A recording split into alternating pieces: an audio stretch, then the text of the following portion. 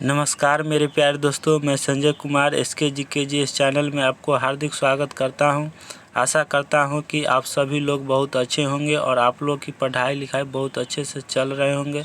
दोस्तों, आज हम लोग पढ़ने वाले हैं खान सर की प्राचीन इतिहास, जो न्यू क्लास नोट्स जो लॉन्च किया गया है खान सर के द्वारा, वो आज मैं स्टार्ट करने जा रहा हूँ। और ऐसे 6-7 वीडियो पढ़ा चुके हैं, 6-7 क्लास पढ़ा चुके हैं। तो अगर आप लोग नहीं देखें तो जाके आप लोग देख सकते हैं इस चैनल पे।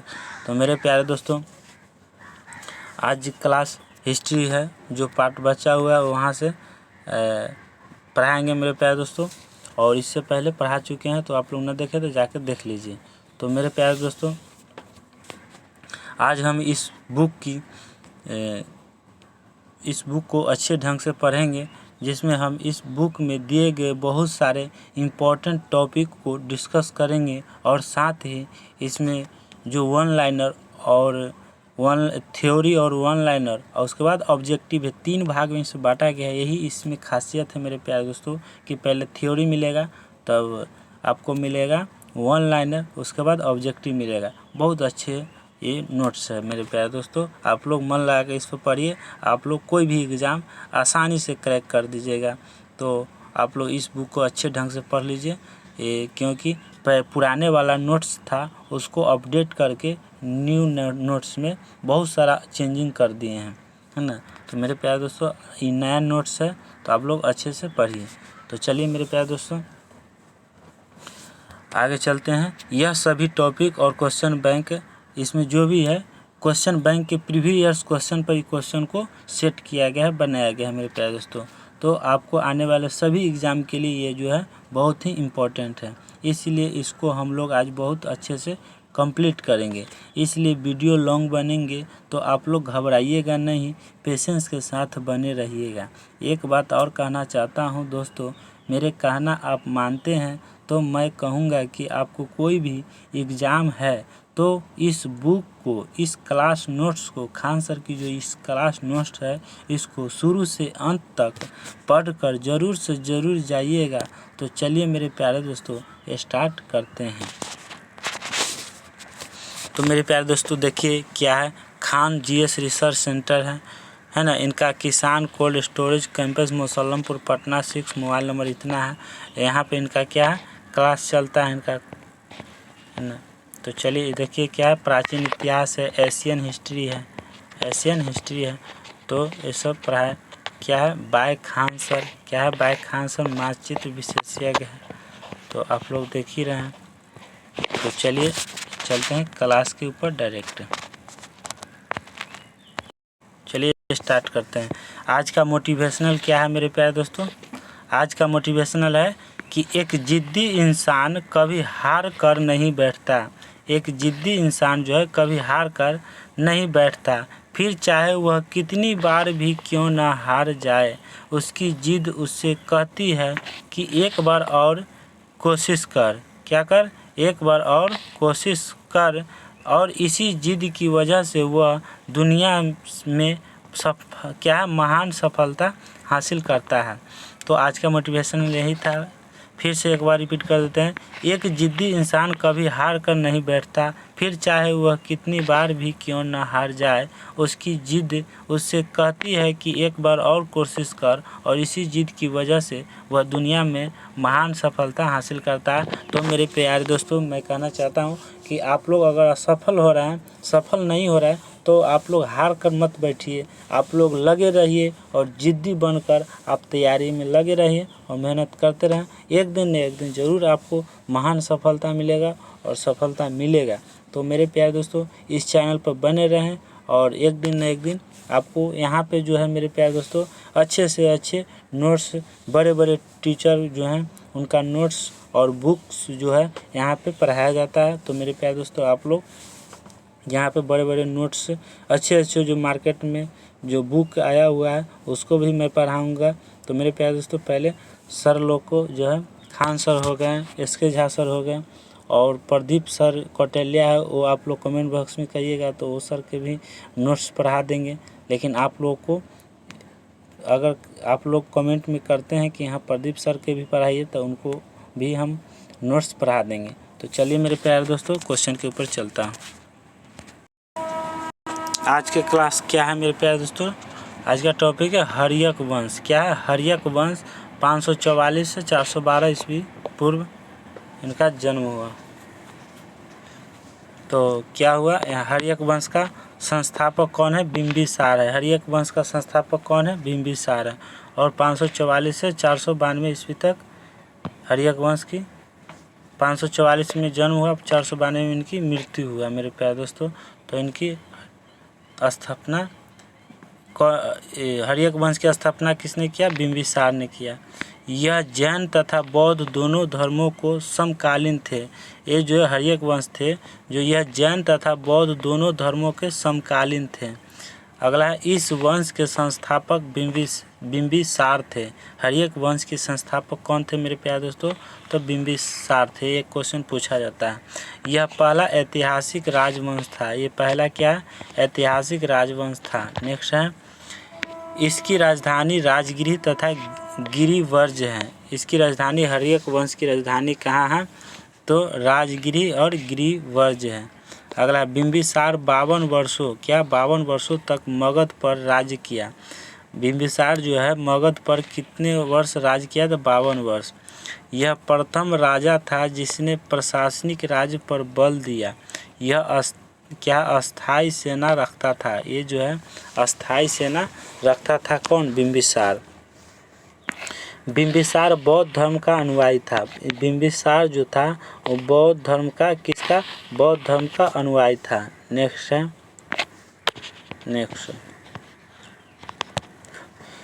बिंबिसार ने अंग राज्य के शासक, क्या अंग राज्य के शासक क्या है? ब्रह्मदत्त, क्या ब्रह्मदत्त को हराकर अपने पुत्र अजातशत्रु का वहाँ का शासक बना दिया।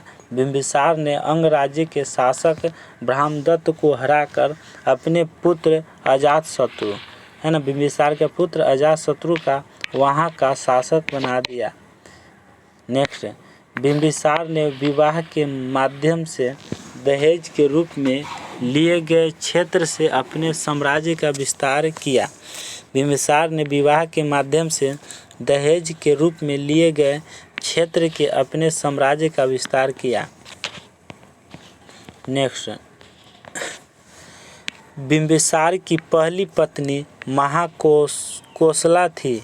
बिंबिसार की पहली पत्नी महाकोसला थी, जो कोसल राज्य की पुत्री और प्रसेनजीत की बहन थी। इसके साथ दहेज में काशी प्रांत मिला था, जिससे 1 लाख की वार्षिक आती थी। जिससे क्या आती थी? 1 लाख की वार्षिक आती थी। नेक्स्ट, बिंबिसार की दूसरी पत्नी वैशाली लिच्छवी नरेश चेतक की पुत्री राजकुमारी चेलना थी। बिंबिसार की दूसरी पत्नी जो वैशाली के रहने वाली लिच्छवी नरेश चेतक की पुत्री राजकुमारी चेलना, क्या राजकुमारी चेलना थी, जिससे अजातशत्रु का जन्म हुआ था। जिससे अजातशत्रु का जन्म हुआ दूसरे पत्नी से, है ना।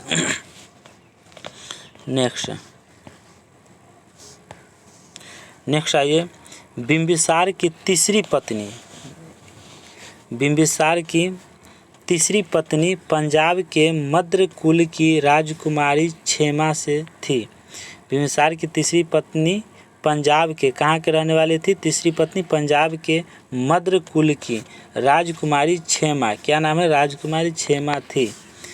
नेक्स्ट क्वेश्चन, बिंबिसार की चौथी पत्नी, क्या चौथी पत्नी आम्रपाली थी।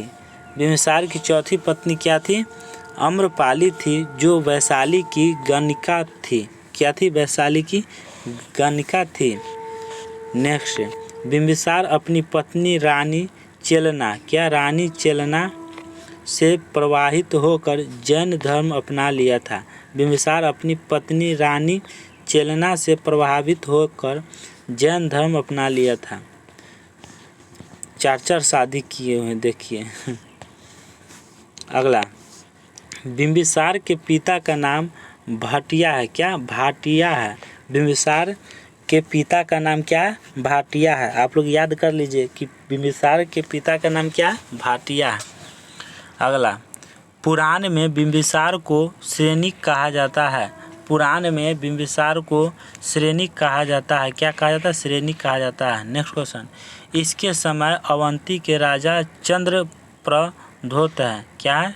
इसके समय अवंती के राजा चंद्रप्रद्योत को एक असाध्य रोग लाज बीमारी हो गई, अतः इन्हें ठीक करने के लिए बिंबिसार ने अपने राज वैद्य जीवक, क्या? राज्य में वैद्य जीवक को भेजा। जीवक के इलाज से चंद्रप्रद्योत स्वस्थ हो गए। उन्होंने अवंती को मगध के अधीन कर दिया और अंग राज्य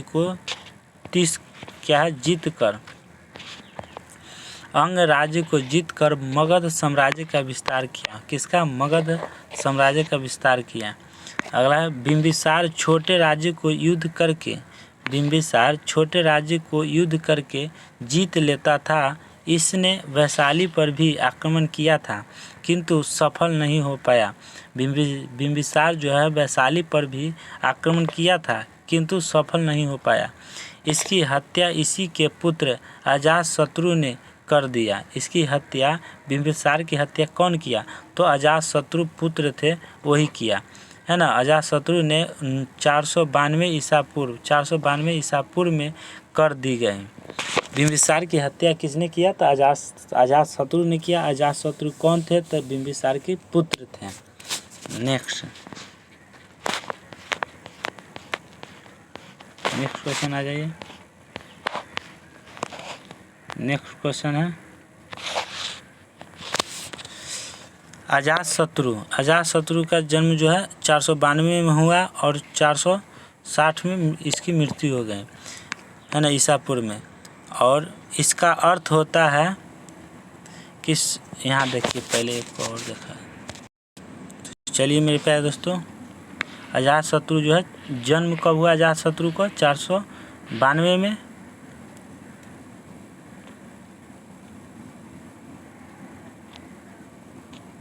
और मृत्यु कब हुआ? 460 ईस्वी में।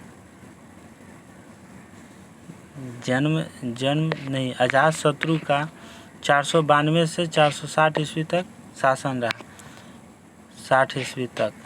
इसका अर्थ होता है कि शत्रुओं का नाश, क्या होता है? इसका अर्थ होता है शत्रुओं का नाश करने वाला। इसके कुनिक भी कहते हैं कि इसने अपने पिता की हत्या कर दी थी। अजातशत्रु जो है अपने पिता की हत्या कर दी थी, अतः इसे पितृहीनता कहते हैं।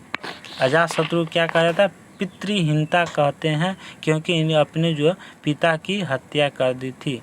नेक्स्ट क्वेश्चन है, यह अपने मामा प्रसेनजीत की पुत्री वजीरा से प्रेम करता था। अजातशत्रु जो है अपने मामा प्रसेनजीत की पुत्री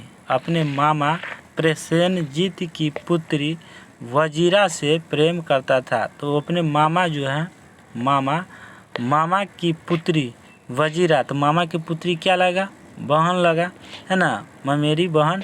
तो वजीरा से प्रेम करता था, मतलब बहने से प्यार करता था। और इसने सुरक्षा की दृष्टि से रोजगार को किलाबंदी करा दी। इसने जो है सुरक्षा की दृष्टि से रोजगार की किलाबंदी करा दी थी। नेक्स्ट, राजगीर 5 पहाड़ियों से घिरा हुआ है। राजगीर जो है 5 पहाड़ियों से क्या है? घिरा हुआ है।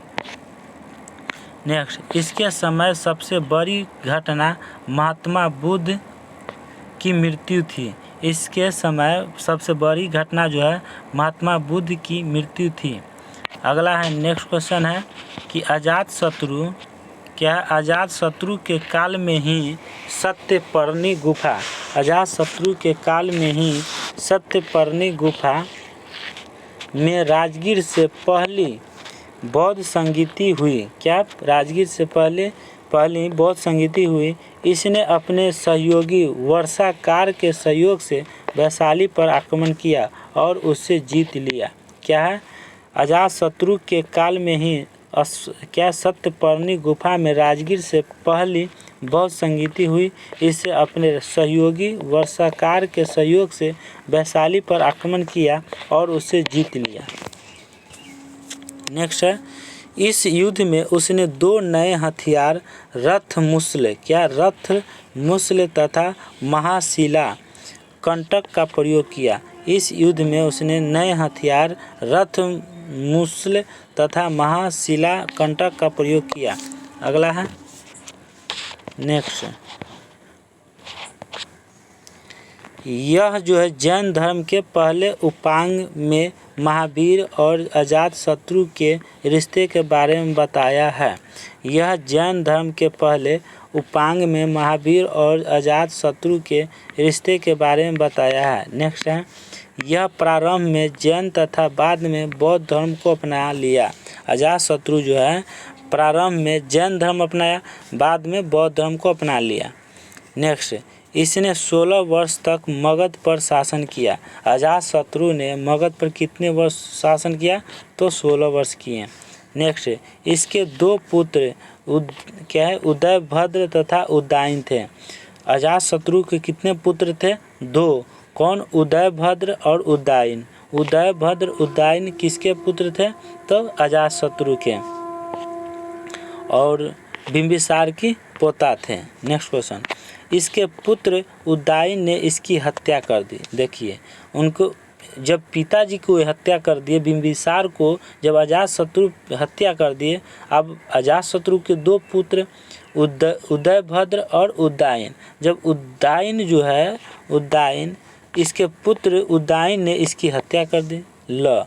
अब इसको ही हत्या कर दी, किसको, अजातशत्रु को। जब अपने पिता को कर दिए तब बदला लेने वाला आपको फिर पुत्र इनको भी पुत्र बदला ले लिया, है ना।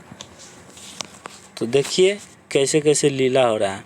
चलिए आगे, अब आ जाइए उदयन जो है 460 है ईस्वी से 444 ईसा पूर्व। इसने अपनी राजधानी पुरुषपुर बनाया था। क्या, पुरुषपुर बनाया था, कौन, उदयन ने। यही कुसुमपुर आगे चलकर पाटलिपुत्र कहलाया था। यही कुसुमपुर जो है आगे चलकर पाटलिपुत्र कहलाया था। नेक्स्ट, इसकी माता का नाम पद्मावती थी। इसकी माता का नाम पद्मावती था। किसके, उदयन की माता का नाम क्या था, पद्मावती। नेक्स्ट, इसने अपने पिता की हत्या की थी, इसलिए बौद्ध धर्म में इसे पितृहीनता कहते हैं। क्या कहते हैं, पितृहीनता कहते हैं बौद्ध धर्म में। अपने पिता को हत्या कर दिए उदयन को, और इनकी माता के नाम क्या है, पद्मावती। नेक्स्ट, अगला है, इसका अन्य नाम उदयी तथा उदयभद्र था। इसका अन्य नाम क्या था, उदयी या उदयभद्र था। यह चंपा का उप राजा था। यह जो था उदयन जो चंपा का उप राजा था। नेक्स्ट क्वेश्चन है, पुराणों एवं जैन ग्रंथों में के अनुसार उदयन ने गंगा एवं सोन के संगम के समीप एक शहर की स्थापना की, जिसका नाम था पाटलिपुत्र। पुराणों एवं जैन ग्रंथों में के अनुसार उदयन ने गंगा एवं सोन के संगम के समीप एक शहर की स्थापना की, जिसका नाम था पाटलिपुत्र रखा। इसके पुत्र ने पाटलिपुत्र को पटना रख दिया। इसके पुत्र ने कि उदयन के पुत्र ने पाटलिपुत्र को पटना रख दिया। इसने अपने राजधानी में जैन चैत्य का निर्माण करवाया था। किसका, जैन चैत्य का निर्माण कराया था। उदयन के पुत्र ने नाम रखा था पाटलिपुत्र का पटना, है ना। और नेक्स्ट क्वेश्चन है, इसकी हत्या किसी अनजान व्यक्ति द्वारा चाकू से गोदकर कर दी। किसका, उदयन की। उदयन की हत्या कैसे हुई, तो किसी अन्य अनजान व्यक्ति द्वारा चाकू से गोदकर कर दी। नेक्स्ट क्वेश्चन, उदयन का पुत्र नागदशक। उदयन का पुत्र जो है नागदशक एवं एक उदयन का पुत्र का नाम क्या है, नागदशक। क्या? नागदशक एक अयोग्य शासक था। इसकी हत्या इसी के सेनापति शिशुनाग ने कर दी। नागदशक की हत्या किसने किया? तो इसकी हत्या इसी के सेनापति थे, वही कर दिया, शिशुनाग ने कर दी और एक नया वंश शिशुनाग वंश की स्थापना किया। शिशुनाग ने नागदशक की हत्या कर दी तो एक नया वंश की स्थापना हुआ जिसका नाम हुआ शिशुनाग वंश की स्थापना किया। चलिए आगे। नेक्स्ट, महाभारत में यह जानकारी मिलती है कि मगध पर सबसे पहले बृहद्रथ वंश का शासन था। महाभारत में यह जानकारी मिलती है कि मगध पर सबसे पहले बृहद्रथ वंश का शासन था जिसके संस्थापक बृहद्रथ थे। नेक्स्ट है, इस वंश का सबसे प्रतापी शासक जरासंध था। इसकी राजधानी गृहवर्ज थी। इसकी राजधानी कहाँ थी? गृहवर्ज थी। जरासंध ने अपनी साम्राज्य विस्तार का पूरे उत्तर भारत में करना चाहते थे, पर क्या पांडव और कृष्ण के विरोध में उससे अपने उद्देश्य में सफल नहीं होने दिया। क्या हुआ? उद्देश्य में सफल नहीं होने दिया। नेक्स्ट, चलिए अगला क्वेश्चन है, भीम के हाथों, क्या भीम के हाथों मल्ल युद्ध में, क्या मल्ल युद्ध में जरासंध मारा गया? भीम के हाथों मल्ल युद्ध में जरासंध क्या हुआ? मारा गया।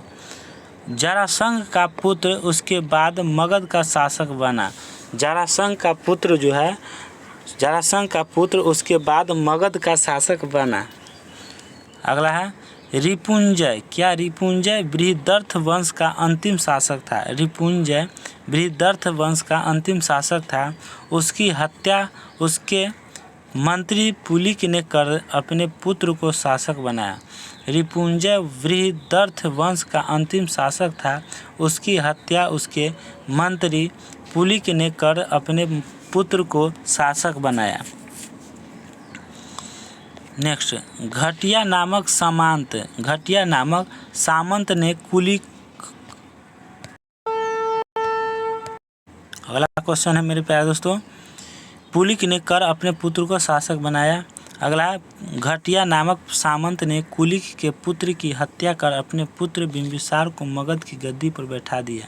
क्या घटिया नामक सामंत ने कुलिक को, क्या कुलिक के पुत्र की हत्या कर अपने पुत्र बिंबिसार को मगध की गद्दी पर बैठा लिया। देखिए बदला ले लिया। यहाँ कराया कि रिपुंज जो है बृहद्रथ वंश का अंतिम शासक था। उसकी हत्या उसके मंत्री पुलिक ने कर दी। उसके मंत्री पुलिक ने कर दिया, अपने पुत्र को शासक बनाया। अब यहाँ देखिए, घटिया नामक सामंत ने कुलिक के पुत्र, अब इसी के पुत्र की हत्या कर अपने पुत्र बिंबिसार को मगध की गद्दी पर बैठा लिया। देखिए बदला हो गया। नेक्स्ट क्वेश्चन है, किंतु इस वंश के बारे में ऐतिहासिक साक्ष्य बहुत ही कम है। अतः हर्यक वंश को ही पहला ऐतिहासिक वंश मानते हैं। हर्यक वंश को ही पहला ऐतिहासिक मानते हैं। नेक्स्ट, आज आगे आ जाइए, शिशुनाग वंश। क्या? शिशुनाग वंश 412 से 344 ईसा पूर्व तक रहा इनका, शिशुनाग वंश का। क्या? शिशुनाग 412 से 394 ईसा पूर्व। इस वंश के संस्थापक शिशुनाग थे, है ना। शिशुनाग इस वंश के संस्थापक शिशुनाग ही थे। इन्होंने अवंती तथा वत्स्य राज पर, क्या? वत्स्य राज पर अधिकार कर उसे मगध साम्राज्य में मिलाया। कहाँ? मगध साम्राज्य में मिलाया। नेक्स्ट, इन्होंने अपनी राजधानी पाटलीग्राम से हटाकर वैशाली को बनाया। इन्होंने अपनी राजधानी पाटलीग्राम से हटाकर वैशाली को बनाया। नेक्स्ट, इसके शासन के समय मगध साम्राज्य के अंतर्गत बंगाल से लेकर मालवा तक का क्षेत्र था। इसके शासन के समय मगध साम्राज्य के अंतर्गत बंगाल से लेकर मालवा तक का क्षेत्र था। नेक्स्ट क्वेश्चन, इस वंश का अगला शासक कालाशोक था। इस वंश का अगला शासक कौन था मेरे प्यारे दोस्तों? तो कालाशोक था। कौन सा? शिशुनाग वंश का। तो चलिए आगे हैं। कालाशोक 394 से 366 ईसा पूर्व। जो है शोक शिशुनाग के मृत्यु के पश्चात कालाशोक मगध की गद्दी पर बैठा। इसका नाम पुराण तथा दिव्यावदान में काकवर्ण मिलता है। इसने वैशाली के स्थान पर पाटलिपुत्र को पुनः अपना राजधानी बनाया। इसने वैशाली के स्थान पर पाटलिपुत्र को पुनः अपना राजधानी बनाया। नेक्स्ट अगला क्वेश्चन है मेरे प्यारे दोस्तों। नेक्स्ट है, इस समय क्या है मेरे प्यारे दोस्तों? इस समय द्वितीय बौद्ध संगीत क्या है? द्वितीय बौद्ध संगीत वैशाली में हुई थी। इस समय जब इसने वैशाली के स्थान पर पाटलिपुत्र को पुनः अपना राजधानी बनाया, तो इस समय द्वितीय बौद्ध संगीत वैशाली में हुई। नेक्स्ट, यह ब्राह्मण वंश का प्रथम संस्थापक माना जाता है। कालाशोक को ब्राह्मण वंश का प्रथम संस्थापक माना जाता है। नेक्स्ट क्वेश्चन, यह जो है पुराण के अनुसार यह क्षत्रिय था। पुराण के अनुसार क्या था? क्षत्रिय था। कौन था क्षत्रिय? तो कालाशोक था जो पुराण के अनुसार क्षत्रिय था। नेक्स्ट, इस वंश की कालाशोक वंश का अंतिम शासक नंदीवर्मन था। क्या था? नंदीवर्मन था, जिसकी हत्या महापद्म नंद ने कर दी और शिशुनाग के संस्थापक स्थान पर नंद वंश की स्थापना किया। नेक्स्ट चलिए आगे आ जाइए। नंद वंश क्या है? नंद वंश 344 से 323 ईस्वी पूर्व। नेक्स्ट है, इस वंश का सर्वाधिक महाशक्तिशाली संस्थापक महापद्म नंद क्या? महापद्म नंद थे, जो जाति के शूद्र थे। क्या थे? महापद्म जो नंद थे वो जाति के क्या थे? शूद्र थे। इन्होंने राजपूतों का विनाश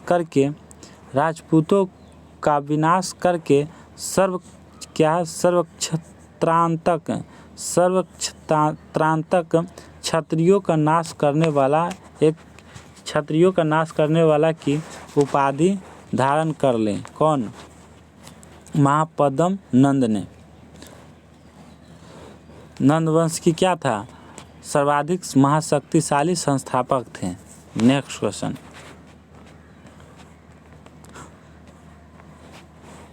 इस वंश की जाति नाफित थी। इस वंश की नंद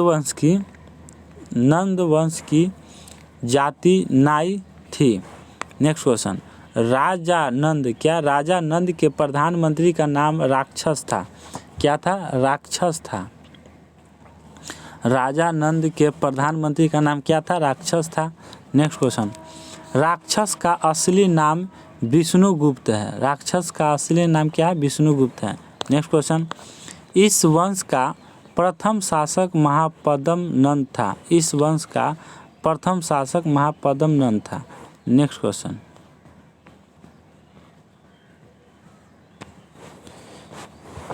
है कि केंद्रीय शासन पद्धति का जनक या पिता महापद्म नंद को माना जाता है। केंद्रीय शासन पद्धति का जनक या पिता महापद्म नंद को माना जाता है। नेक्स्ट क्वेश्चन, चलिए नेक्स्ट क्वेश्चन पर आ जाइए। क्या? नेक्स्ट क्वेश्चन है, इस वंश के धन दौलत के बारे में वर्णन चीनी यात्री हेनसंग द्वारा की गई है। किस वंश के द्वारा? तो यहाँ पर देख लीजिए कौन सा वंश है, तो आप लोग समझ में आएगा। नंद वंश है। कौन है? नंद वंश। कौन है मेरे प्यारे दोस्तों? नंद वंश।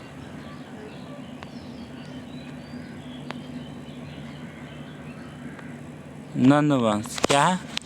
नंद वंश के धन दौलत के बारे में वर्णन चीनी यात्री हेनसंग द्वारा की गई थी। अगला है व्याकरण के आचार्य पाणिनि महापद्म नंद के परम मित्र थे। व्याकरण के आचार्य पाणिनि महापद्म नंद के परम मित्र थे। नेक्स्ट क्वेश्चन, इस वंश के शासन काल में उपवर्ष वर्ष रुचि वर कात्यायन जैसे विद्वान जन्म लिया था। नेक्स्ट क्वेश्चन, इसी वंश के शासक ने एक राष्ट्र की विचारधारा दिया था। इसी नंद वंश की शासक ने एक राष्ट्र की विचारधारा दिया था। नेक्स्ट क्वेश्चन, नंदवंश की राजधानी पाटलिपुत्र थी। नंदवंश की राजधानी कहाँ थी? पाटलिपुत्र। नंदवंश का द्वितीय शासक पांडु था। नेक्स्ट क्वेश्चन, महापद्म नंद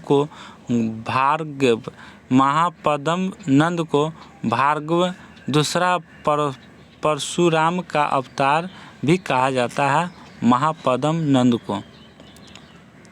नेक्स्ट क्वेश्चन, नंद वंश के समय मगध राजनीतिक दृष्टि से अत्यंत शक्तिशाली साम्राज्य बन गया। क्या बन गया? अत्यंत शक्तिशाली साम्राज्य बन गया। नेक्स्ट क्वेश्चन है, सम्राट महापद्म नंद पहले शासक थे जिन्होंने गंगा घाटी की सीमाओं का अतिक्रमण कर विंध्य पर्वत के दक्षिण तक विजय पताका लहराया। क्या हो गया? विजय पताका लहराई थी। नेक्स्ट क्वेश्चन,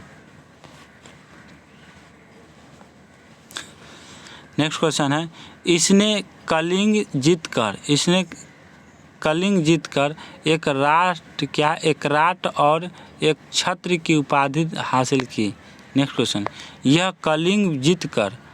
नंदवंश ने यह कलिंग जीतकर पूरी तरह मगध में नहीं मिला पाया। नेक्स्ट क्वेश्चन, इस वंश का अगला शासक घनानंद है। नंद वंश की अगला शासक घनानंद था। कौन थे? घनानंद। यह बहुत ही क्रूर शासक था। इसने कलिंग में नहर निर्माण का कार्य किया था। कलिंग में जो है नहर निर्माण का कार्य किया था। अगला है, इस वंश का सबसे लालची एवं धन संग्रही शासक में घनानंद को गिना जाता था। किसको? घनानंद को। नेक्स्ट क्वेश्चन, जब सिकंदर भारत पर आक्रमण किया उस समय नंद वंश का अंतिम शासक घनानंद था। जब सिकंदर भारत पर आक्रमण किया तो उस समय नंद वंश का अंतिम शासक घनानंद था। कौन था? घनानंद। नेक्स्ट क्वेश्चन, क्या विश्व विजेता के सिकंदर ने भारत पर आक्रमण के समय सम्राट घनानंद की विशालतम सेना देखकर के हौसला पस्त हो गया? इतनी विशालतम शक्ति के सामने सिकंदर जैसे महान विश्व विजेता भी नतमस्तक होकर वापस लौटने में ही अपनी भलाई समझी। क्या हुआ मेरे प्यारे दोस्तों? विश्व विजेता के सिकंदर ने भारत पर आक्रमण के समय सम्राट घनानंद की विशालतम सेना देखकर के हौसला पस्त हो गया। इतनी विशालतम शक्ति के सामने सिकंदर जैसे महान विश्व विजेता भी नतमस्तक होकर वापस लौटने में ही अपनी भलाई समझी। नेक्स्ट क्वेश्चन, नेक्स्ट है, सिकंदर के भारत से जाने के बाद मगध साम्राज्य में अव्यवस्था और अशांति फैल गई। प्रजा घनानंद के अत्याचार से ग्रस्त थे। पूरे राज्य में अराजकता फैली हुई थी। क्या हो गया? अराजकता फैली हुई थी। नेक्स्ट क्वेश्चन, नेक्स्ट है, इसने अपने दरबार से चाणक्य को अपमान करके निकाल दिया। जिस कारण चाणक्य अपने प्रिय शिष्य चंद्रगुप्त मौर्य के सहयोग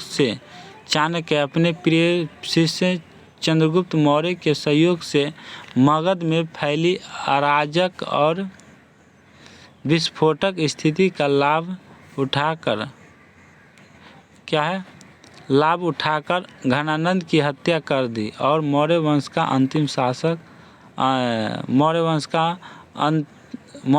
का अंतिम क्या है, मौर्य वंश की स्थापना कर दी। सॉरी, अंतिम बोल रहे थे, नींद आ रहा है। क्या फिर से बोल देते हैं यहाँ से। इसने अपने दरबार से चाणक्य को अपमान करके निकाल दिया, जिसके कारण चाणक्य अपने प्रिय शिष्य चंद्रगुप्त मौर्य के सहयोग से मगध पर फैली अराजक और विस्फोट स्थिति का लाभ उठाकर घनानंद की हत्या कर दी और मौर्य वंश की स्थापना कर दी। Next question.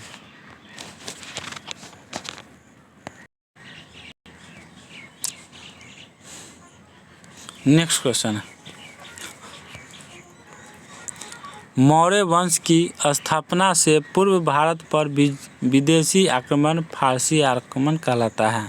मौर्य वंश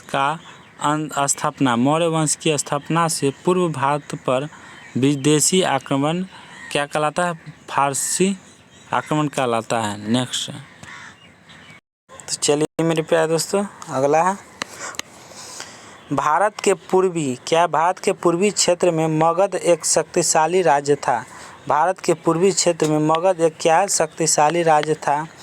नेक्स्ट, ये अगल बगल के छोटे राजाओं को हराकर भारत के पूर्व क्षेत्र में राजनीतिक स्थिरता ला दी जाती थी, किंतु भारत के पश्चिमोत्तर क्षेत्र पंजाब में छोटे छोटे राज्य का शासक था जो कमज़ोर शासक थे। क्या थे? कमज़ोर शासक थे।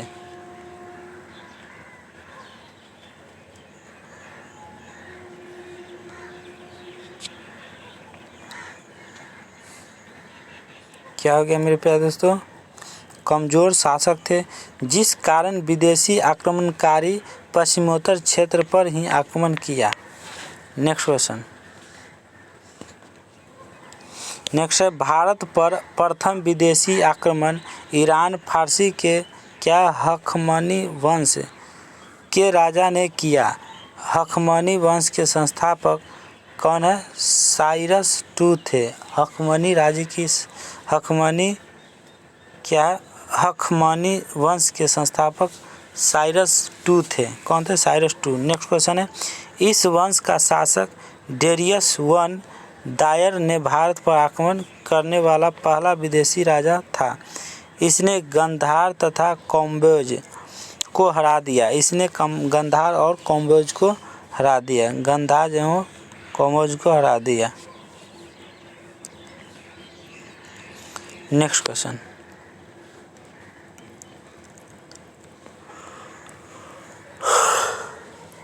नेक्स्ट क्वेश्चन है, इसने भारत में फारसी शासन का क्या क्या विस्तार किया।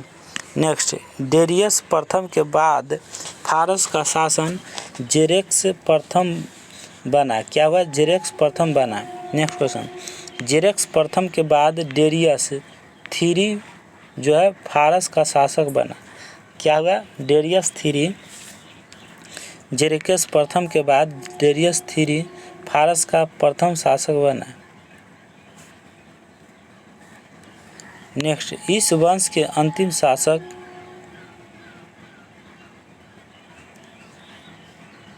क्या है मेरे प्यारे दोस्तों? इस वंश के अंतिम शासक डेरियस थ्री को सिकंदर ने पराजित कर दिया और हखमनी वंश का अंतिम शासक कौन थे? क्या है? हखमनी कर दिया और हखमनी वंश का अंत कर दिया और फारस पर अपना राज्य स्थापित कर दिया। नेक्स्ट,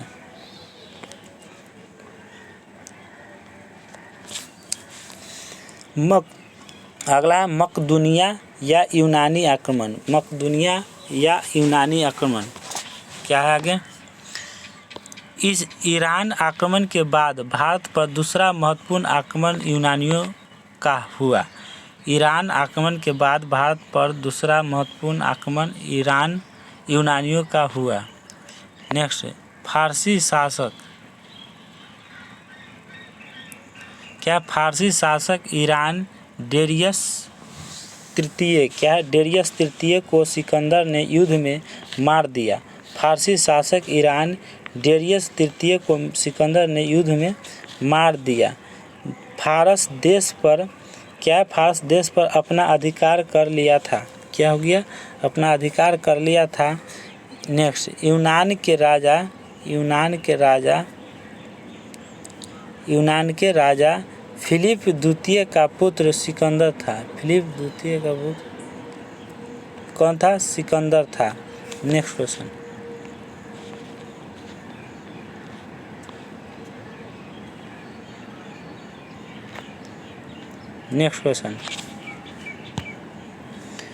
नेक्स्ट क्वेश्चन है मेरे प्यारे दोस्तों, कहाँ चल गया? यूनान के राजा फिलिप द्वितीय का पुत्र सिकंदर था। इनके माता का नाम ओलंपिया था। क्या था? ओलंपिया था। और यह अपने पति को जहर देकर हत्या कर दी थी। यह जो है अपने पति को जहर देकर हत्या कर दी थी। सिकंदर का मूल नाम अलेक्जेंडर मैसेडोनियत थे, है ना। नेक्स्ट, इसका जन्म जो है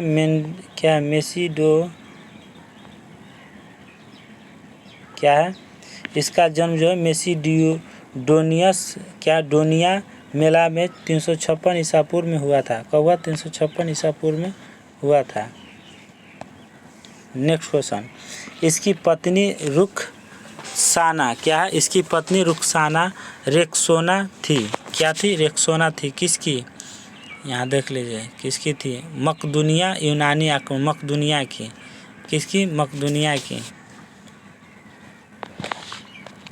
इसकी पत्नी क्या थी? रुखसाना थी। मकदूनिया की पत्नी कौन थी? रुखसाना। अगला क्या है मेरे प्यारे दोस्तों? आगे आ जाइए। इसके घोड़े का नाम बुफेक्राल था। इसके घोड़े का, मकदूनिया के घोड़े का नाम क्या था? बुफेक्राल या ब्यूसेफेलरू या बउकेफला था। इसके गुरु का नाम क्या था? अरस्तु था। किसका? मकदूनिया की गुरु का नाम अरस्तु था। नेक्स्ट क्वेश्चन, अरस्तु के गुरु प्लेटो थे। अरस्तु के गुरु कौन थे? प्लेटो थे। जिनको अफलातू कहा जाता था। क्या कहा जाता था? अफलातू कहा जाता था। नेक्स्ट क्वेश्चन,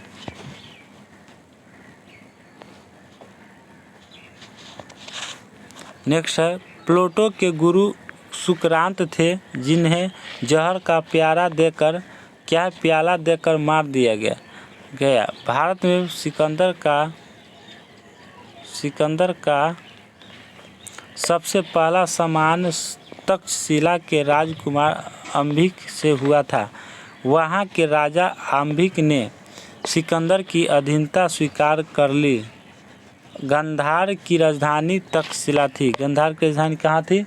तक्षशिला थी। नेक्स्ट क्वेश्चन,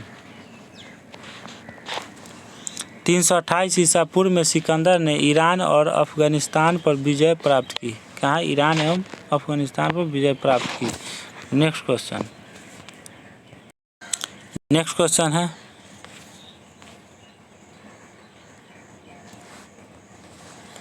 पंजाब के राजा पुरु पोरस और सिकंदर के बीच झेलम नदी के तट पर युद्ध हुआ था। पंजाब के राजा पुरु या पोरस और सिकंदर के बीच झेलम नदी के तट पर युद्ध हुआ था। अगला है, इस युद्ध में पोरस हार गए। क्या हो गया? पोरस हार गए। किंतु पोरस की वीरता को देखकर सिकंदर ने उन्हें मित्र बना लिया और सिकंदर की पत्नी रेक्सोना ने पोरस की कलाई पर राखी बांधी। नेक्स्ट, 326 ईसा पूर्व में हुए इस युद्ध को झेलम विस्तारता या हाइड्रेस्पीज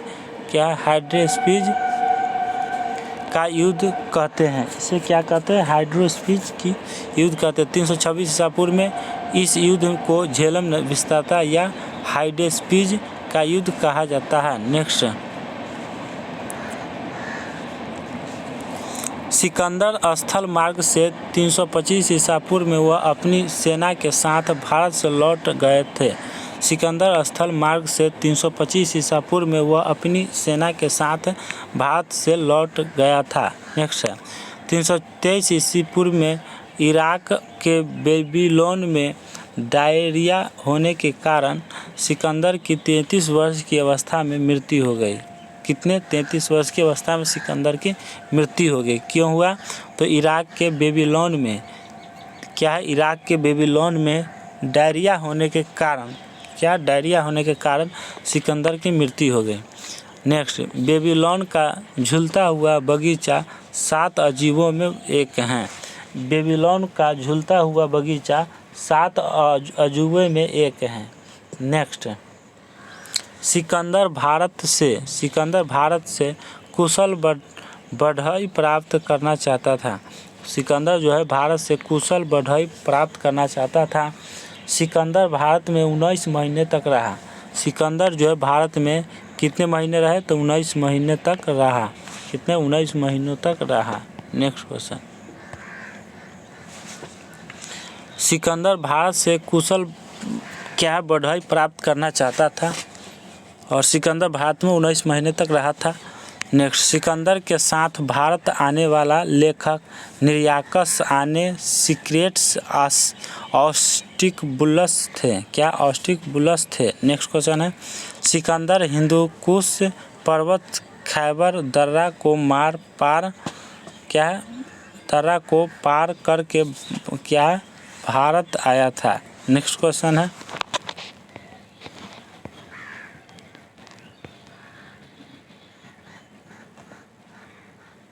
नेक्स्ट क्वेश्चन है मेरे प्यारे दोस्तों,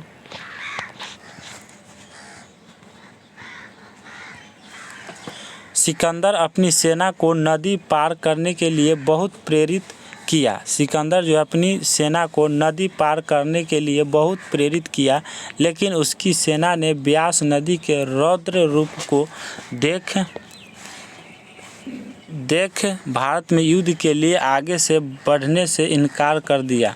अतः स्थल मार्ग से 325 ईस्वी पूर्व सिकंदर अपनी सेना के साथ भारत से लौट गया। सिकंदर का जो थल सेना थे, थल सेना के सेनापति सेल्यूकस निकेटर था। सिकंदर का थल सेना के सेनापति कौन थे? सेल्यूकस निकेटर था। जबकि जल सेना का सेनापति निर्याकस था। क्या था? निर्याकस था। नेक्स्ट क्वेश्चन, सिकंदर तथा उसके घोड़े बुफकराल, क्या बुफकराल था। सिकंदर तथा उसके घोड़े जो है बुफराल, सिकंदर के घोड़े का नाम क्या है? बुफकराल था, जिसके नाम पर उसने झेलम नदी के तट पर एक नगर भी बसाया था। उस सिकंदर का मकबरा बेबीलोन में है। सिकंदर का मकबरा कहाँ है? बेबीलोन में है। नेक्स्ट क्वेश्चन, सिकंदर का पुत्र सिकंदर चतुर्थ था। सिकंदर का पुत्र सिकंदर चतुर्थ था, जो पत्नी रुखसाना का पुत्र था।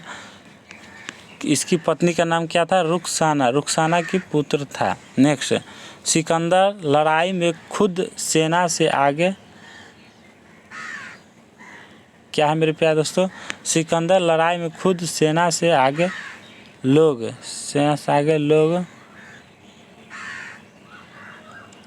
क्या है? सिकंदर लड़ाई में खुद सेना से आगे होकर लड़ने लगता था, जिससे सेना का मनोबल और बढ़ जाता था। नेक्स्ट, सिकंदर को विश्व विजेता इसलिए कहा जाता है कि उस समय यूनान के लोगों को विश्व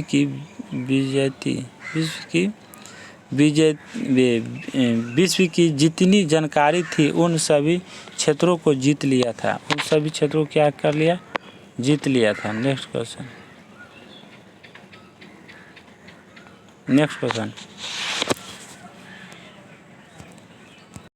चलिए मेरे प्यारे दोस्तों, अगला है सिकंदर पूरी दुनिया के 60% भाग को जीत लिया था। कितने? 60% भाग को जीत लिया था। सिकंदर ने एशिया माइनर, तुर्की, सीरिया, मिस्र, इराक, ईरान, सिंध, गंधार, कबोज जीत लिया था। सिकंदर को पूरी दुनिया जीतने का सपना अपने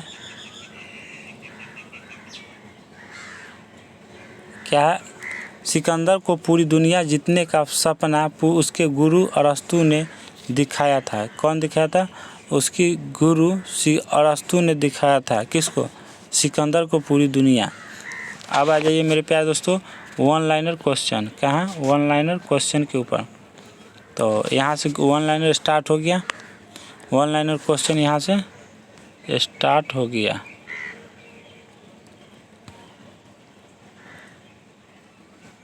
तो चलिए मेरे प्यारे दोस्तों, मगध की राजधानी थी गिरिवर्ज।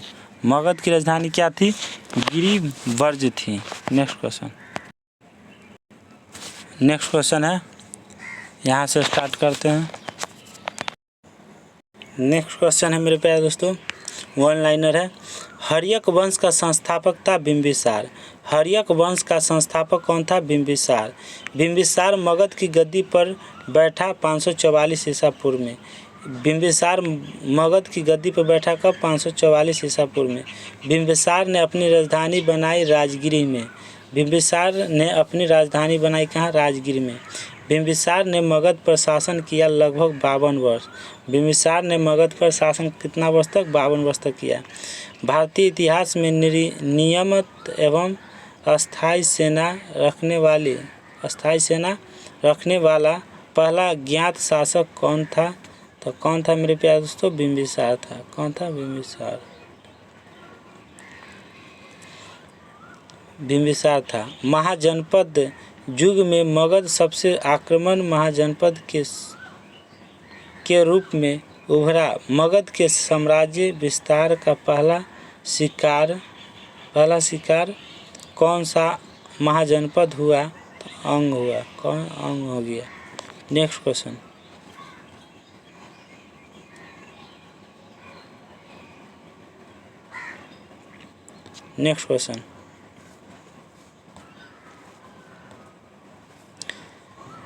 बिंबिसार ने वैवाहिक संबंध स्थापित किए कौशल नरेश प्रसेनजीत की बहन महाकौशल से। बिंबिसार ने विवाहित संबंधित स्थापित किए कौशल नरेश प्रसेनजीत की बहन महाकौशल से। वैशाली के चेटक की पुत्री चेलना से मद्र देश की राजकुमारी क्षेमा से की शादी। Next question. कौन सा वंश भारतीय इतिहास में पितृहीनता वंश के रूप में जाना जाता है? तो हर्यक वंश जाना जाता है। Next question. मगध पर शासन करने वाला गैर क्षत्रिय वंश कौन सा था? शिशुनाग वंश था गैर क्षत्रिय वंश। Next question.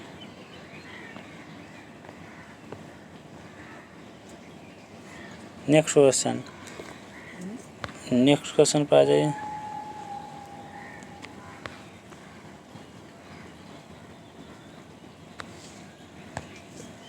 क्या है मेरे प्यारे दोस्तों? महाजनपदों में से किस महाजनपद की राजधानी का नाम गिरिवाज था? तो मगध की। Next question. मगध की राजधानी की राजगिरी से पाटलिपुत्र की शासक के द्वारा स्थानांतरित किया था? अजातशत्रु के द्वारा स्थानांतरित किया गया। Next question.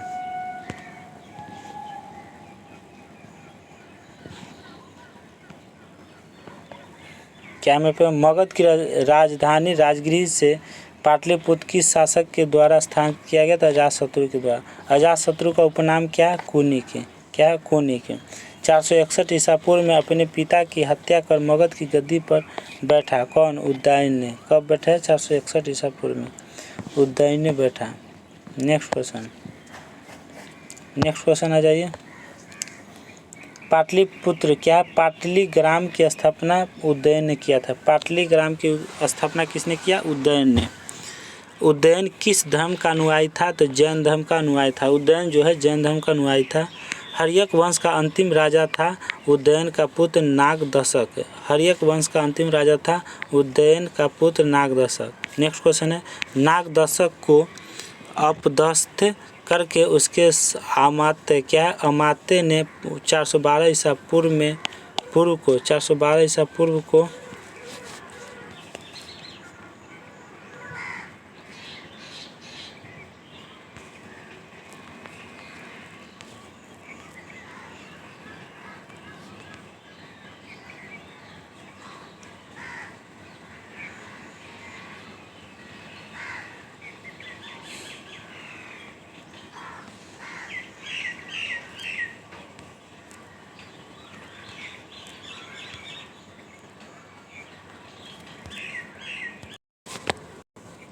क्या मेरे प्यारे दोस्तों, अगला मगध पर किस वंश की स्थापना की? मगध पर किस वंश की स्थापना की? शिशुनाग वंश की। अगला, शिशुनाग ने अपनी राजधानी पाटलिपुत्र से स्थापित की वैशाली में। शिशुनाग ने अपनी राजधानी पाटलिपुत्र से स्थापित की वैशाली में। शिशुनाग का उत्तराधिकारी था कालाशोक। शिशुनाग के उत्तराधिकारी कौन था? कालाशोक। शिशुनाग वंश का अंतिम राजा था नंदीवर्मन। कौन थे राजा? नंदीवर्मन। नेक्स्ट क्वेश्चन क्या है? शिशुनाग वंश का अंतिम राजा था नंदीवर्मन था। नेक्स्ट क्वेश्चन, नंद वंश का संस्थापक महापद्म नंद था। नंद वंश का अंतिम शासक था घनानंद। घनानंद समकालीन था सिकंदर का। नेक्स्ट क्वेश्चन, मेगास्थनीज चंद्रगुप्त मौर्य के दरबार में कितने वर्ष रहा था? तो 6 वर्ष रहा था। मतलब मेगास्थनीज चंद्रगुप्त मौर्य के दरबार में कितने वर्ष तक रहा? तो 6 वर्ष तक रहा। कौन? मेगास्थनीज ने।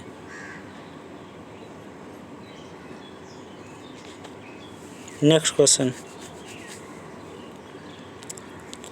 बिंबिसार के लिए यूनानी स्रोतों में कौन सा नया नाम आया है? तो अमित्रोकेटस आया है। कौन सा? अमित्रोकेटस आया है। नेक्स्ट क्वेश्चन,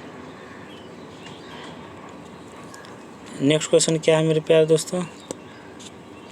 मगध साम्राज्य का अंतिम विस्तार कलिंग विजय के रूप में था। इसकी शुरुआत किस वर्ष से हुई थी? तो अंग विजय के वर्ष से हुई थी। नेक्स्ट क्वेश्चन है, युद्ध भूमि में बड़ी संख्या में सैनिक के बारे में जाने अथवा आहत हो जाने के बाद भारतीय गण अथवा राज्य की स्त्रियों ने सिकंदर के विरुद्ध शस्त्र धारण किया था। क्या किया था मेरे प्यारे दोस्तों? शस्त्र धारण किया था। तो उसे क्या कहा जाता है? मशग कहा जाता है। क्या? मशग। तो मेरे प्यारे दोस्तों, अगर आप लोग को ये कंटेंट और ये पढ़ाने का जो अथी है और जो कंटेंट जो कैसा लग रहा है, और अगर आप लोग को अच्छा लग रहा है वीडियो, तो प्लीज़ दोस्तों, अगर आप इस चैनल पर नए हैं, अभी तक चैनल को सब्सक्राइब नहीं किए हैं, तो प्लीज़ दोस्तों सबसे पहले जाकर आप सब्सक्राइब कर दीजिए, ताकि आपको कल भी आपको इससे पहले पर डे जो क्लास कराया जाएगा, आप लोगों को पहले हिस्ट्री ख़त्म करेंगे। ये प्राचीन इतिहास चल रहा है।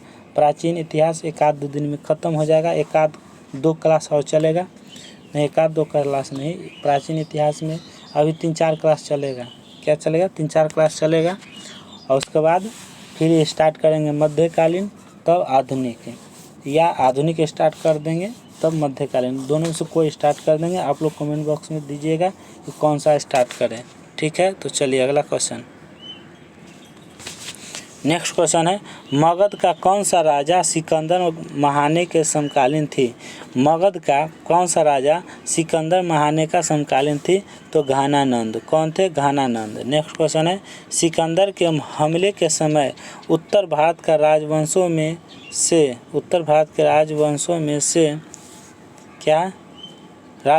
से किस एक का शासन था? तो नंद का शासक था।